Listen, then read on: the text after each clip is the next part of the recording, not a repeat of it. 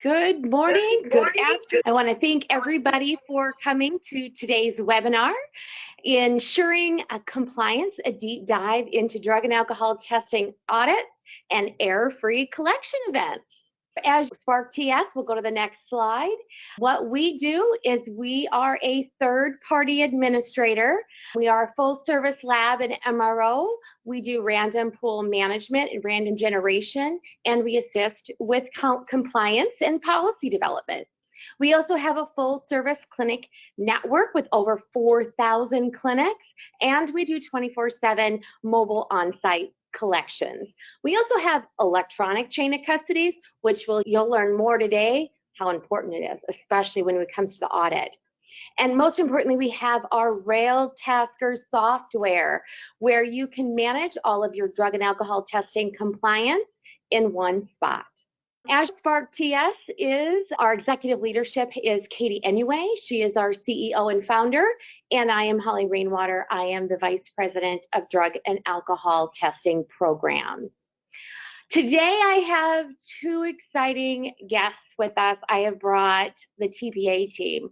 I figured you were probably tired of hearing me speak every day. I actually brought in the brains today. I brought in Georgia Bowen Waddle. She is our TPA program manager and drug and alcohol programs. If you are one of our clients, you probably speak to Georgia on a regular basis.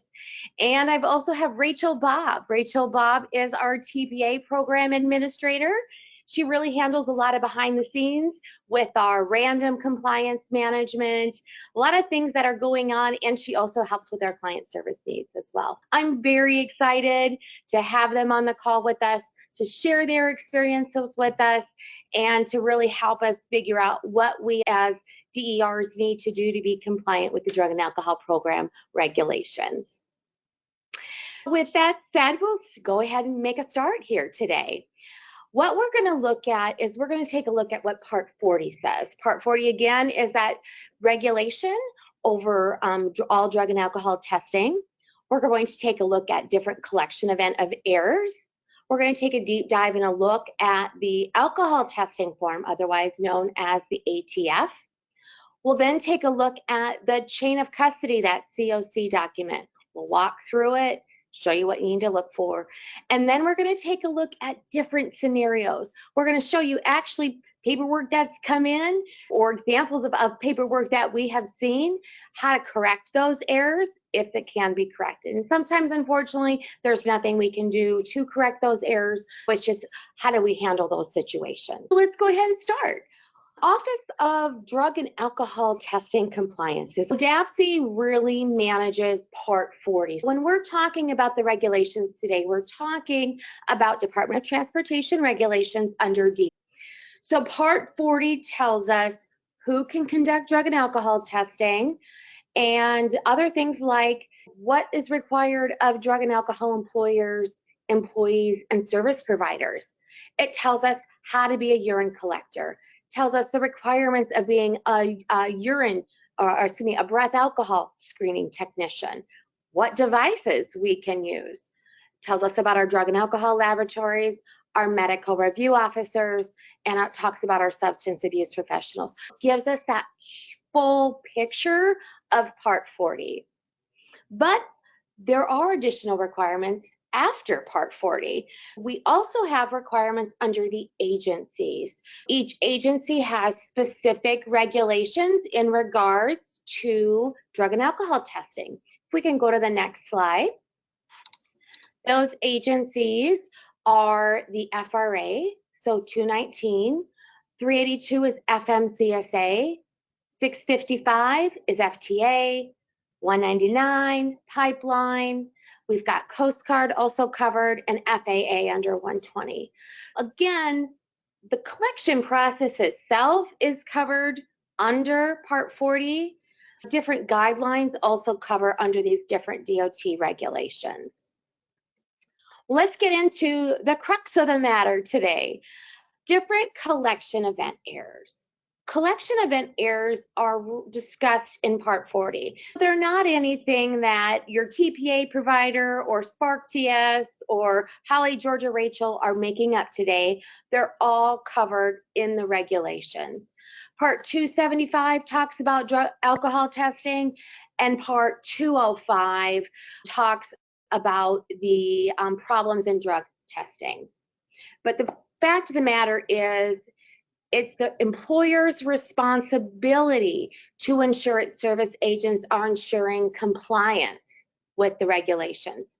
As an employer, you should review every form for accuracy and completeness and document any errors that you see in the testing process.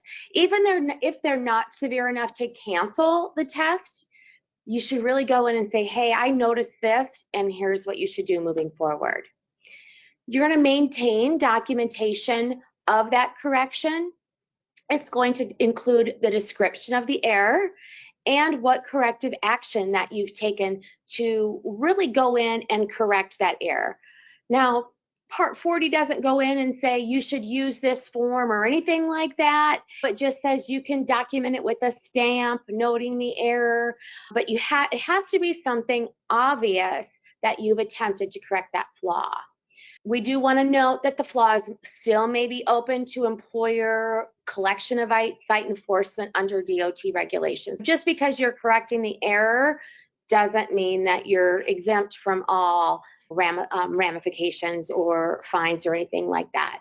Really, what the regulations are trying to do is really make sure that you're watching what's going on. I know at Spark TS, we do a very thorough audit after our collection events to check for accuracy and the completeness of our collection events. But we still ask our DERs to go in to make sure that we caught everything, because actually, truthfully, some people see things in a different way. Definitely want to encourage you to take a look at the collection events after they occur. But now I'm going to take it over to our team because they're going to show us what to look for. We're going to start with Rachel. Rachel's going to talk through the alcohol testing event or the alcohol testing form. We're going to refer to that as the ATF. Go ahead, Rachel, tell us about the form. Well, while she's working on her audio, we can do a quick rundown of the alcohol testing form. Part 40 also talks through the breath alcohol forms. We actually have a sample here of what that breath alcohol form can look like. And if you go through the Part 40 regulations, you'll see exactly what that form would look like. So that it's in there, the form cannot be changed or anything like that. This is what the form looks like. Can you hear me now? Yes. Yeah. Perfect. Fine. Did you already go through the 3-part portion? Nope. Okay. It's all for you. It's all for you, the good stuff. Okay. We got this now. Okay, so the ATF is a 3-part form. There's one copy that goes to the employer, one copy that goes to the employee, and one copy that maintains in the possession of the alcohol technician. One of the highlights before we do the whole audit of the form is we check the times. According to DOT regulations, the alcohol test must be done before the drug test. And if it is after, that requires an affidavit or further investigation if the times just do not look right. Next, please. The form authorities. For DOT and non-DOT alcohol tests, there's going to be different forms. A DOT form is going to look exactly like this. It's a white page. It will say U.S. Department of Transportation alcohol testing form. A non-DOT form is going to look different. It's not going to have that whole U.S. Department. It's just going to say alcohol testing form. And it's going to be a different color, which helps avoid those errors in form authorities. Next, please. Now we'll get into the nitty-gritty of each component. The alcohol forms are separated into different steps. Step 1 is to complete it by the alcohol technician. What we look for, is it legible? Can we read everything? Is the employer's name, is the employee ID correct? Or is it even there to begin with? Same goes with the employer's name, the city, street, address, like all those address components, as well as the DER's name and telephone. Often we see some mistakes where it's the manager's contact information and not the DER's. That's a really important thing that we always look at. And then lastly, the reason for test.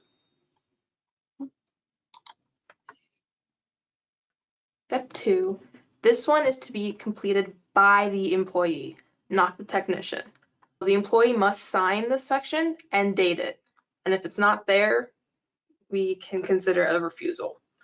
Often we see the technicians date it before, and that's not allowed. To figure that out, you have to do a little investigation between the alcohol technician signature compared to this. It gets dicey sometimes.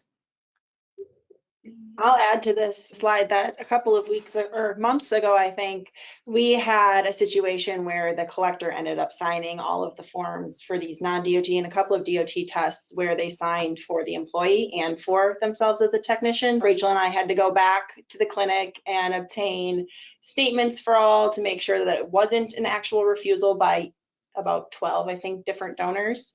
And we received that, and then we also recommended that the collector be retrained so that they understand the process of this form. How did you guys figure that out? What did you do to figure that out?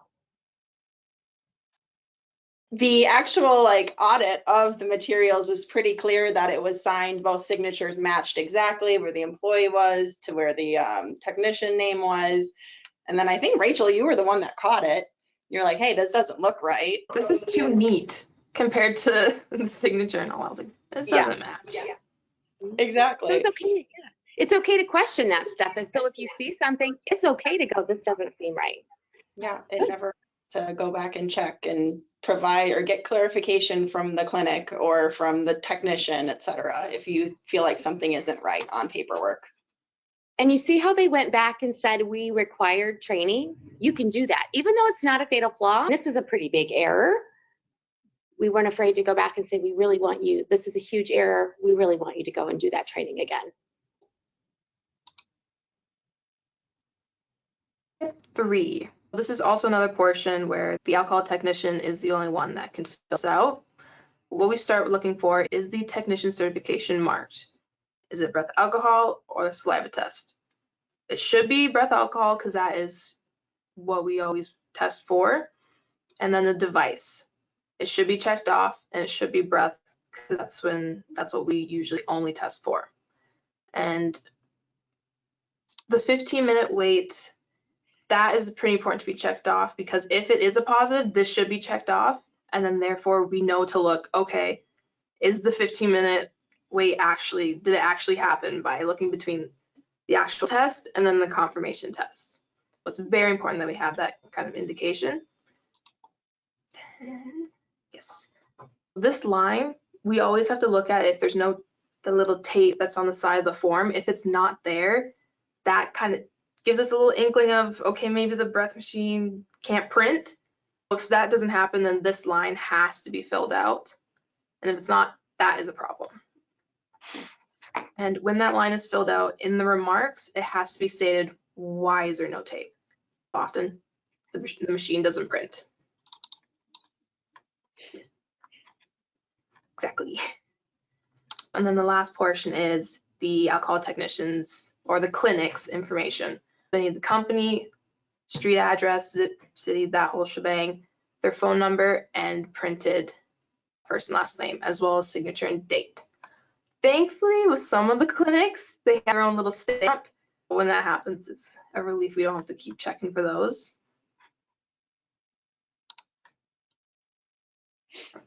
Step 4. This sometimes gets a little dicey because some employees see this as, oh, need a signature, write it, but they don't actually read what. Step 4 is to complete it by the employee only if the test results are 0.02 or higher. Whenever we get a positive, immediately we have to look, okay, did they sign it? Or if not, then we're gonna have to go look and get an affidavit for that. And if they didn't sign it, then we have to look at the remarks and see why did they not do this. On the other hand, I think we've seen positives that are 0.018 or lower than the 0.02, and every once in a while we'll see maybe the technician didn't realize the level, but they've signed it. Again, another situation where we would follow up and grab an affidavit to explain why the employee signed when it wasn't technically that 0.02 or higher positive. Now let's actually put this into actual visuals so you know what I'm actually. All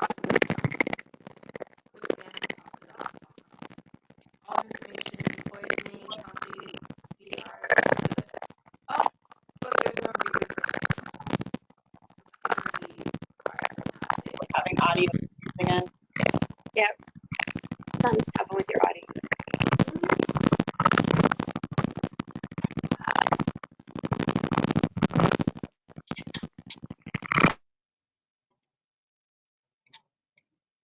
I lost you again.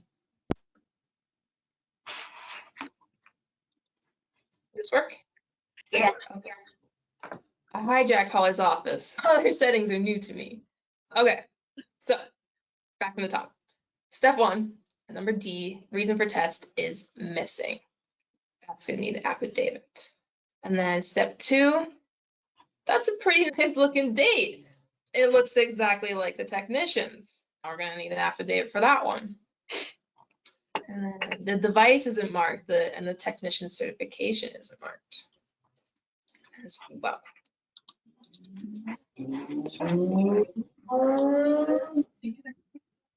Alright, now this one is where we could show you about those confirmation tapes. So this first test is a 0.182. Okay, it's a positive. That means I should be seeing a confirmation test tape right below that. I don't. That's an issue. The ramifications for that, if there isn't this test, we have to call it a fatal flaw. That denotes the whole test. When this happens, we look towards the remarks and see why isn't there a test. I think Holly can explain more of Yeah. that. As you recall, one of the requirements for a positive alcohol test is to have a printout of that test. In this situation, we've got one printout, okay? But honestly, we can't tell if this is the initial or the screening test because there's nothing in step 3 isn't completed with any test written in there. We can say that this is maybe the 15-minute mate didn't print, but regardless, there's not enough information on here, and this most likely would end up being a cancel test because we don't have that. I give the collector some credit. They did write 15-minute wait observed. Wait time instructions provided, DER notified, that's all required. But this is not going to go anywhere with only one test result on it.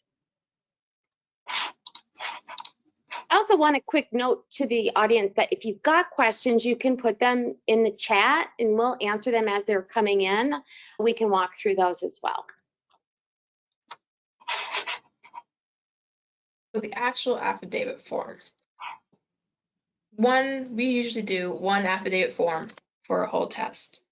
You can see here we have a step 1 requirements, and that's where we'll list all the information that was wrong. Here we have incorrect DER name. However, if it was missing DER name, missing employee ID, all that is within that section and so on with the subsequent steps. Here we identify what the missing information is, outline the error in the description, DER name is missing, the DER name is blank. We always provide what should this be. And then below, we always require the technician to provide remarks and corrective actions to show how they can make sure this not happens again. Most often, we're going to need some training depending on the situation. I'd like to add that if you're finding when you're sending donors into a clinic and they're continuously coming back with the same errors, you as the DER or as the TPA may want to reconsider using them for your DOT collections, just because you don't want those errors to continue to happen. The affidavit is to instruct them or let them know, hey, we found an error, let's correct this in the future. If they're not taking that and actually applying it into action, I think as the DER, you have the responsibility and or the power, however you want to say it, to make those decisions of, do we want to use this clinic? Are their technicians compliant, etc. When we send out an affidavit to the clinic, we expect a professional and nice response back. Sometimes you just have to giggle at it A while back, I got one, and the technician remark says, apologies. And then their corrective action was, I will be terminated if this happens again. That's not what we want, and that's not really appropriate. We have to send these back. Can you please actually provide an appropriate response to this? I sent it back, and they said perform the BAT first, and then the urine drug alcohol test. And corrective action is double check paperwork. I will say, It's apologize, nice of you. but Yeah, at least he apologized, so that's nice of him. all right. Now I think we'll shift to Georgia. the custody and control form, which we see for our drug testing events. It is a 5-part form versus the 3-part of the ATF. We have a copy that's retained by the lab, one that's sent to the MRO, one that the collector retains as well, and the employer, you as the DER, should receive a copy, or your TPA on behalf of you, and then the donor also gets to retain a copy if they'd like. We will. Again, we've got 2 different types of forms with the federal versus non-federal, and you'll be able to tell the difference by what is up in the corner of the test. Of course, depending on your lab and depending on the form, it looks a little bit different. Sometimes, I think for the most part, they're in the left side, but there are some context clues between paper and electronic, but for paper forms, it should be very clear. If federal is on the form, it's that federal authority chain. All right, on the other hand, we also have the non-DOT or not federally regulated authority chains. And obviously opposite of the federal forms, you won't see federal anywhere up here in the corner. This happens to be a CRL form. Like we saw with the BAT or the ATF, we want to check, is the information legible? When it comes to those paper chains and everything that's written in manually, you want to make sure that you can read it, that it's legible, and that all the information is there. Of course, I'd like to note that with the electronic chains, and we'll probably talk about this more, there's less room for error on the electronic forms. We'll see situations where sometimes we do see errors, but paper are the ones that you really need to have a keen eye for. First and foremost, as I said, information, is it legible? Can you read it? Do we have the employer's name, the address, the phone number? A lot of faxes are being phased out. I, for one, have never used a fax machine other than electronic faxes. And we also need that DER name up here. And we'll get to that a little bit in deeper depth in a few slides, but that DER name should also be listed in this area.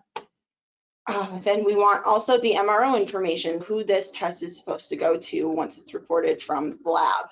We need all of that information, the name, address, phone number, fax number, and then we're checking over if the employee's ID is correct. If your FMCSA mode, is it their CDL license and does it match? If it's required, you want to make sure that you're checking those things for congruence and signing off on those.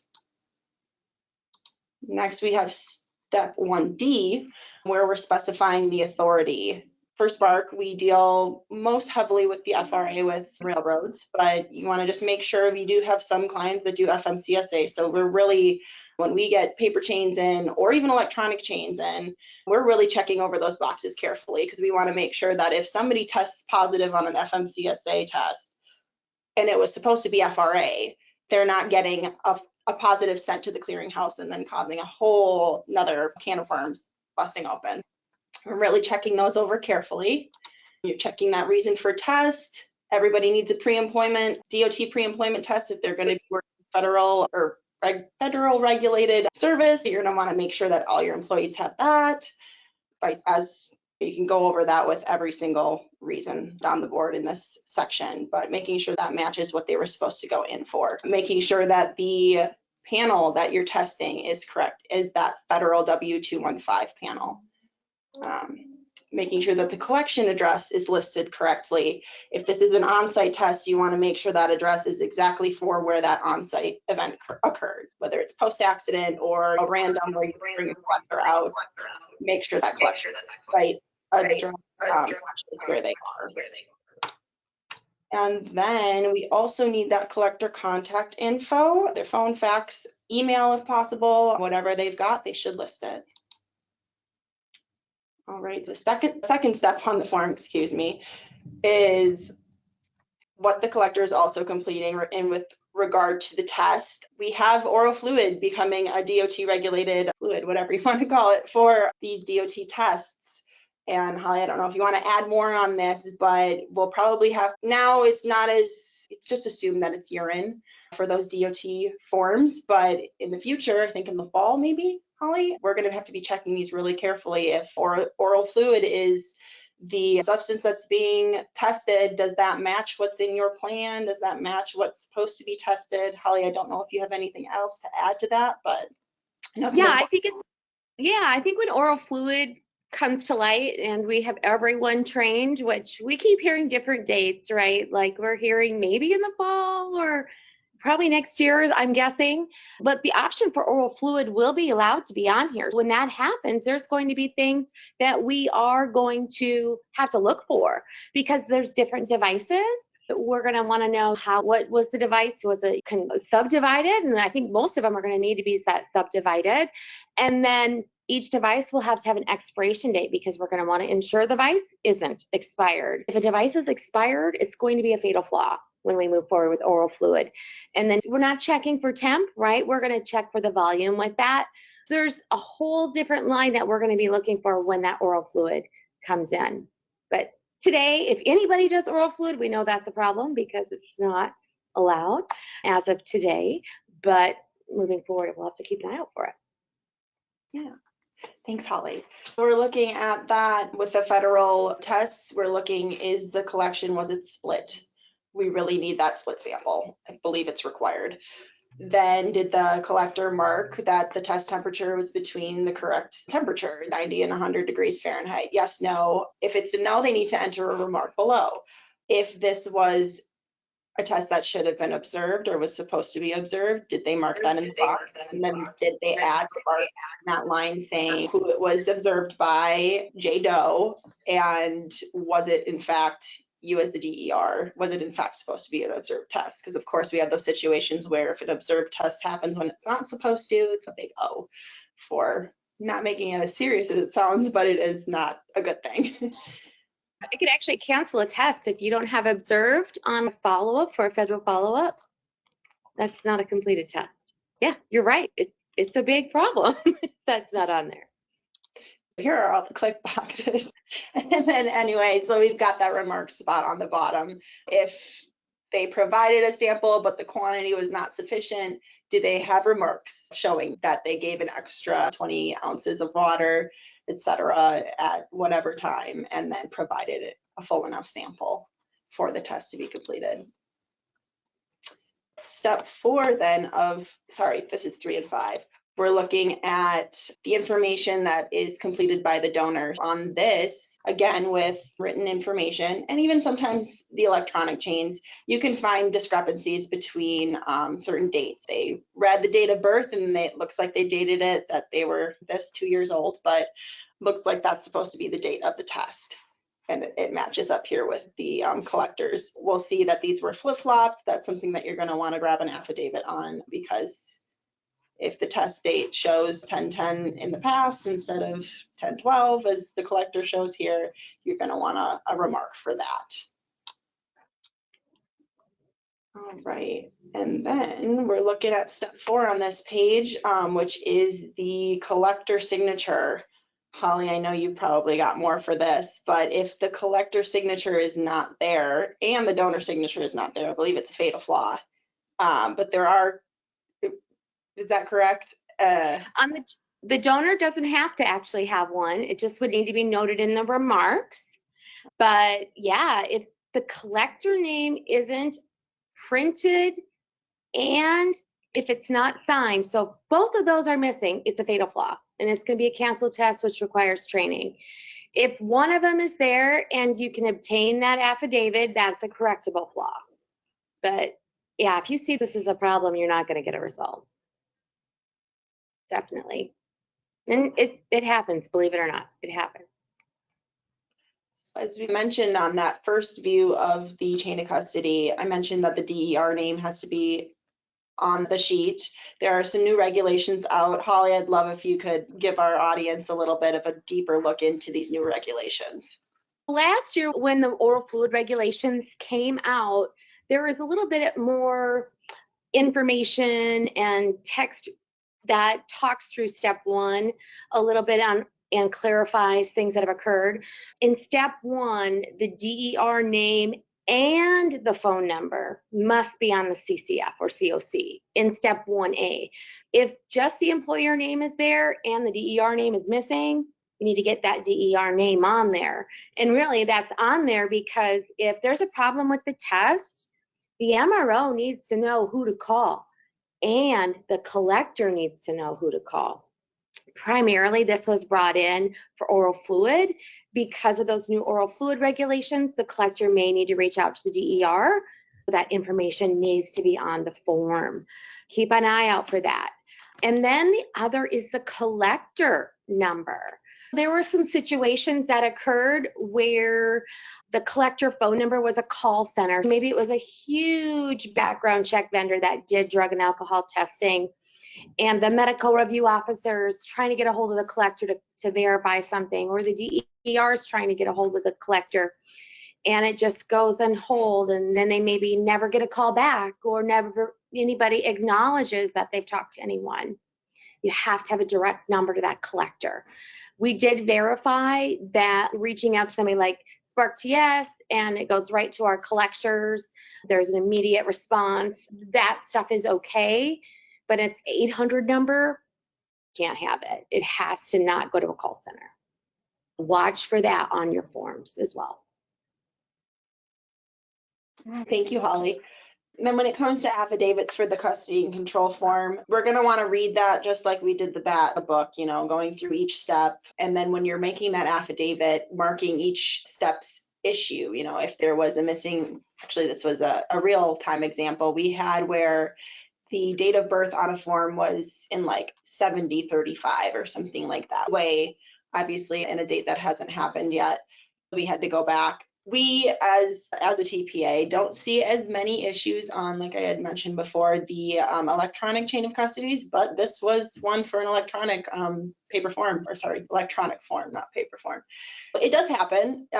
Be vigilant. Don't just get relaxed because it's an electronic form. Errors do occur, but those paper forms are where the errors happen more often, human error, etc. Again, you're going to want to go through each step of that form, mark what was wrong, what it should have been, and then send that to have the collector fill out. And if needed, DER, the supervisor, should also provide corrective action, then sign off, and then you can save that to your files. Now we get to the fun part, actual scenarios. Who doesn't love a scenario? I know I do. All right. Rachel, you want to quiz me or other way around? I'll take a gander. Okay. All right. So usually when we get these paper CC from the top.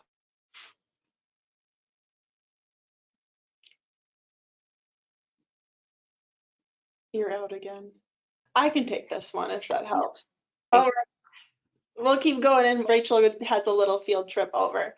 On this, we're looking pretty good, honestly. We've got all that information filled out. Assuming that you wanted an FTA test random, it looks like we're doing okay. A couple things that we can see are errors. Come on over. Is this phone number for the collector. It's an 888 number that looks like it's a call center, as Holly just reviewed. So we want to make sure that we're catching that. There we go. The remarks here, we see that it's observed, and we have recollect. It was directed by the MRO to be observed collection, but we don't have any sort of observed by. This should have been, here's another error that we see. Judy Jones and Roger Simon, it would seem female and male, which is not allowed. It needs to be the same gender observing the direct observation of a test. That's another error that we need to provide documentation for. Was she in fact the one that did the observation? We don't know because there's no remarks saying who it was. but following up on that.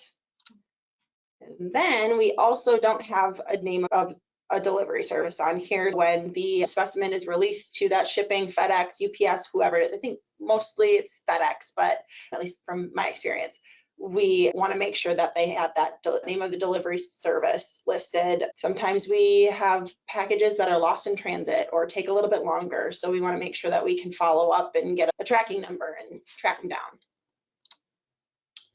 And then lastly, that number one bullet on a couple slides back, is it legible?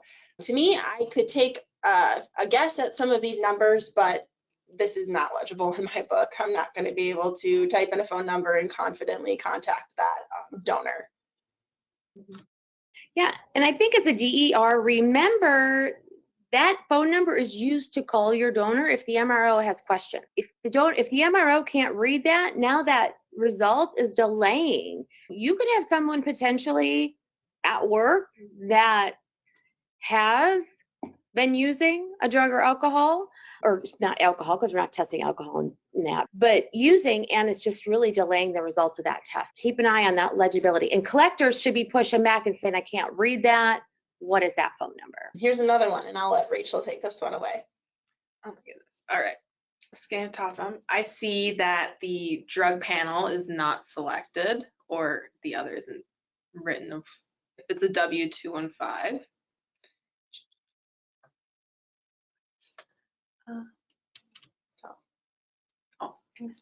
That's okay. Authority, yes. There's an authority conflict. An HHS testing authority would not match with an FRA. And I think Holly kind of knows more. Yeah, because we're either testing under those testing authorities or DOT. So they're different testing. Make sure you're not having HHS and FRA because that contradicts each other. So it should just be the DOT or HHS or NRC. One or the other needs to be picked. Exactly. So back to that, the panel is not selected. And then go down to step 2. Okay, is it a urine or an oral fluid? We don't know. That's a problem. And next, okay, it's marked as single. It should be split because as above it says federal form. Right. And neither is the temperature marked. It could be an ice cold specimen for all we know. Oh, I'd just like to add, this is a lot of errors. If this was a real document that you got back, you might want to reconsider whatever on-site collector you used for this collection.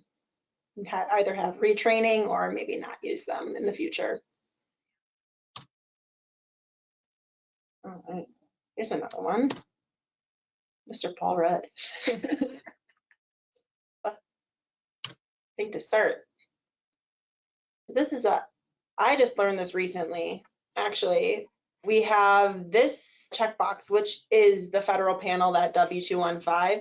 That other, while we do have the lab read these and run them the correct way, really that should be selected as the first panel because that's what it is.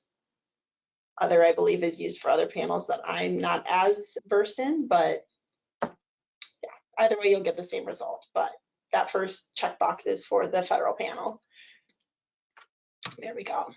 Here, now, right now, today, this is an issue. In the future, might not be an issue, but we cannot do federal oral fluid right now for your federal tests. That would be a problem. Here, the temperature was marked no, but as you can see in the remarks field, we have nothing written. We're going to want to follow up with the collector and say, you marked that it wasn't between temperature. Where's that follow-up? Where's that immediate recollect under a direct observation, etc.? That's a big error there. Then we've got a collector signature, but we have no print of the collector name, a date, or a time of collections. As Holly mentioned before, it's a fatal flaw. Is it? Almost. It would be if we didn't get a statement. Okay. We got a signature, but no printed name, so it can be corrected. There we go. If both were missing, we'd be in big trouble. That's why we have, she knows all the answers.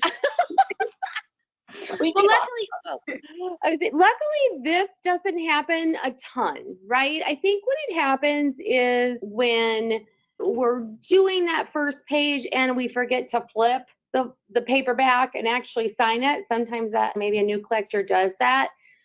And we can't stress enough about using electronic chain of custodies because really it walks you to step 1, 2, 3, 4, 5, 6, right? It gets you through the whole process. And as the company, you as a DER create the test shell. All these things we're talking through, like having a test in FRA versus FMCSA, can't be changed. What happens, Georgia and Rachel, when we see a test on electronic and they say, oh, it was supposed to be FRA, but it comes back and the result's FMCSA? 100 times, 100% of the time, why does that event occur? You want to take it or you? Go ahead. Usually, when we see that happen, we always go, oh, they did not take the authorization form to the clinic. And because FMCSA is the more common compared to railroad, they usually go, that's probably that one. Yep. They're not editing. They can't go in and edit what you've already created. They're just creating a new one. So tell your people to bring in the authorization forms and tell collectors not just to create testing events. So very good. Perfect answer. All right. We're also missing that delivery service name and then the contact information for the donor. If they do have something that pops up that the MRO says, ooh, red flag, I need to interview this donor, they're not going to be able to get a hold of them. And in our experience, when we're looking for outstanding results, we reach out and the MRO tells us, hey, we need the donor to call in. We can't get a hold of them. And then we would contact the DER and I would say, hey, Holly Rainwater on this line, I need you to have Paul Rudd call me or call the MRO and have them interview because the MRO has questions. Exactly. And I believe the last error on this is also what we saw earlier, a flip in the date of birth versus the date of the test. All right.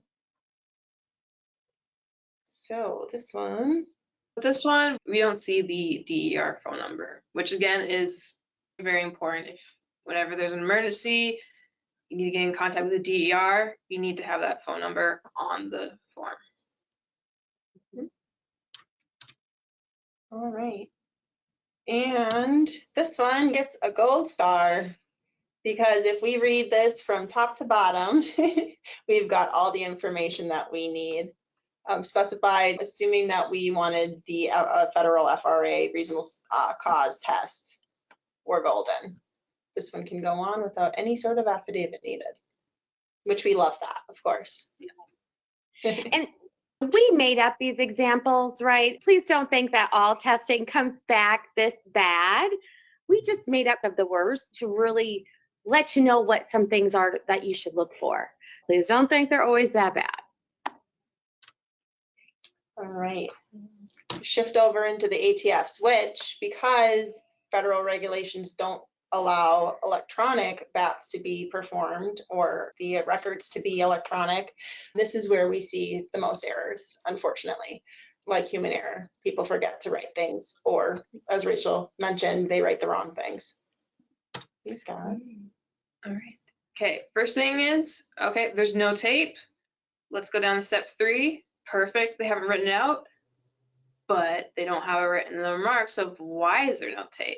We expect to see machine that can't print. When we see that, that's when we have to reach out to the clinic and be like, well, why don't you put the tape? And they say, oh, the printing machine wasn't working. Okay, there we go. Now we have a reason why that can be filled out. Should you allow that reason to continue? No. Because if they have a positive, you lose a test because they can't print. Good. Don't be afraid to question those, right? Oh, this one is the fun one that we found. This one, we can assume everything in the details up top is filled out correctly, but when we get to step 2, we don't have a donor signature or date. In fact, we have a statement that says that the donor does not agree with the test, but I will give you a breath test. I was forced. In the remarks, we have the collector who says donor refused but agreed to provide the sample. I checked with the supervisor and they said it was okay. This is if a employee refuses to give you a sample or refuses to sign prior to giving a sample, the test should stop right there. It should still be communicated with that is a very important key to explain to them verbally, donor refused, so that can be collected, or those details of the event can be collected from the DER, and the DER can decide, yep, it was a refusal of a test, and that can be noted in the record. It's great that they added remarks, but the supervisor, assuming that was maybe a manager on duty versus the DER, should not have been able to say that it was okay to proceed, and the technician should have said, nope, we're going to stop right there. I'm going to call the DER, and we're going to stop the test if the donor will not sign for it. There we go. Right, this one, starting from the top, there's no reason for test. And without those affidavits, we will always know exactly what it is. When we make those affidavits, we write, this is a random breath alcohol test. And then additionally, there is no technician or device info. Currently, we know that's going to be breath. Thankfully, we're able to get that sorted pretty quickly. Right, that one was quick and easy. The ones we like. Yeah. All right, for this one, we have a positive up top, as we can see from this printout. And subsequently, the donor signed the bottom. That's great. That's what should happen. Our error or issue comes when we look at this screening test area. We only have one printout right here. If this was for the first test, then we need that confirmation screen print. If it was for the second test, then we need that first test to have information written here in that screening test area. They had the 15-minute wait, so great, but again, we don't know, is this the first test or the second test, and why wasn't the print confirmation there? Oh, there we go. All right. Now, this one, we have an incomplete employer address. We need the street address. We're missing the DER name. And what else? There's no employee signature. Is this a refusal? We gotta figure that out. And then additionally, we look at the tape. Something looks different on the tape. Usually we see auto, but this one says manual.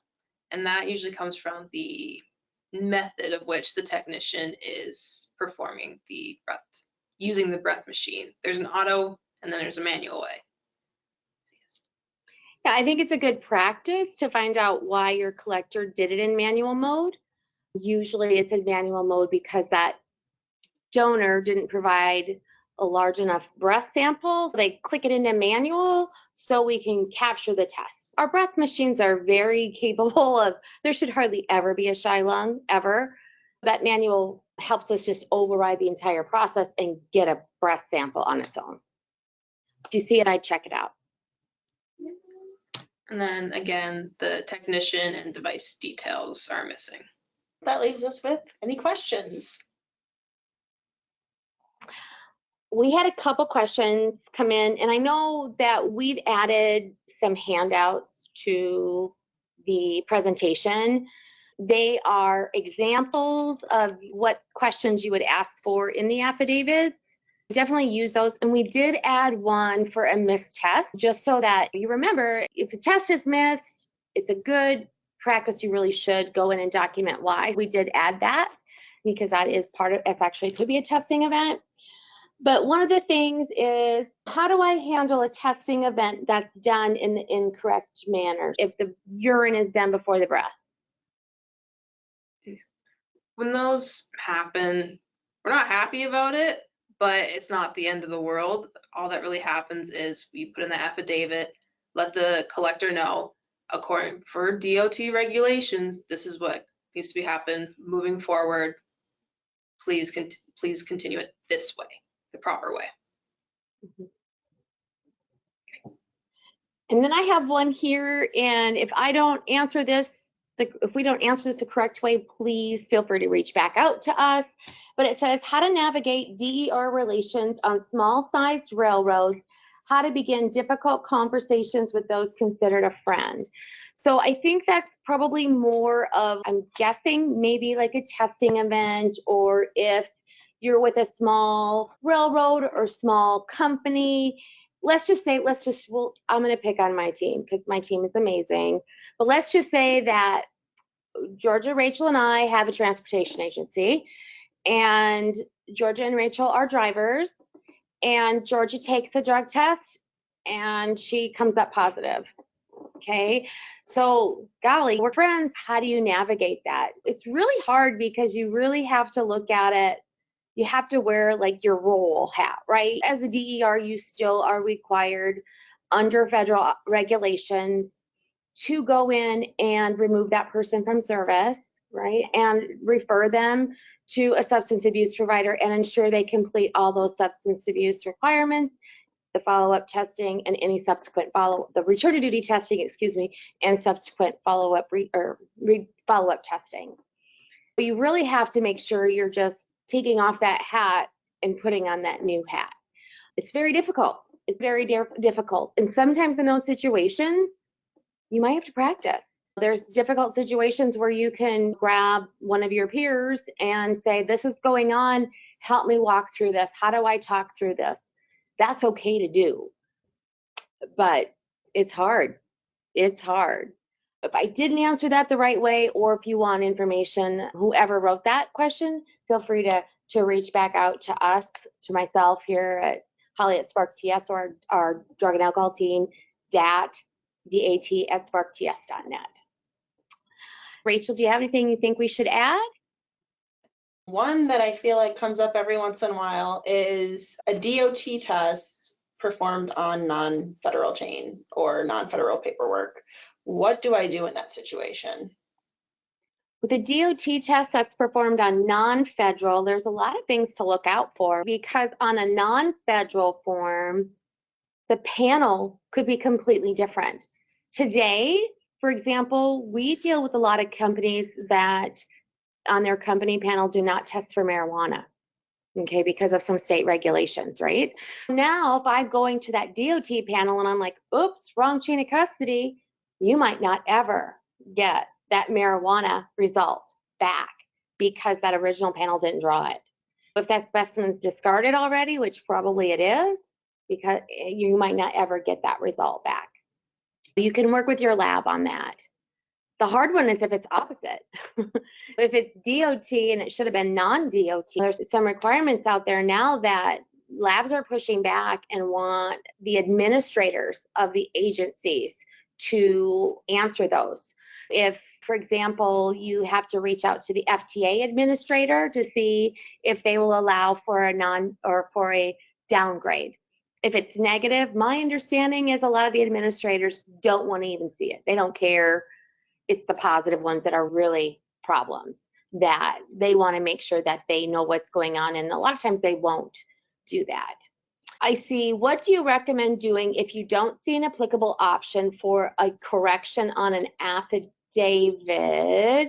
I'm not sure. Let me just expand this here. What if I don't see an applicable option for correction on an affidavit? I don't know if you can expand on that a little bit more. Maybe, I don't know, did you find an error that isn't in the regulation? I don't know if you can respond back and provide a little more option. Oh gosh, here's an interesting one. I did testing for a railroad a few years back, had to use the manual mode. They were quite upset and canceled the test. They shouldn't have canceled the test because manual mode is there for a reason, right? The manual mode is there to capture that result if you can't get subsequent a good breath sample. If you're doing it just because, okay, that's a problem, right? But I think for the most part, and correct me if I'm wrong, whoever sent this in, is that when it's happening for a reason, right? Because you're getting that blow, they're going to start to blow, you're not getting it, you can hit manual, there pops the result.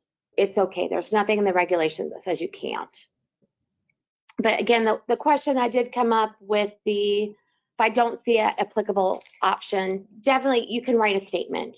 Write a statement what you've seen, or have a collector write the statement on what they did and how that won't happen again. And maybe that a good example would be for the testing done out of order. If I didn't answer it appropriately, please feel free to email us. That looks like the questions I've seen come in. Again, we've got the handouts in the chat. We definitely appreciate all of you joining us today. We look forward to seeing you again with our future webinars that are coming up. Thank you, Georgia. Thank you, Rachel, for being amazing as always today. Thank you for your time for everybody again, and have a safe day. Thanks, Holly. Thank you.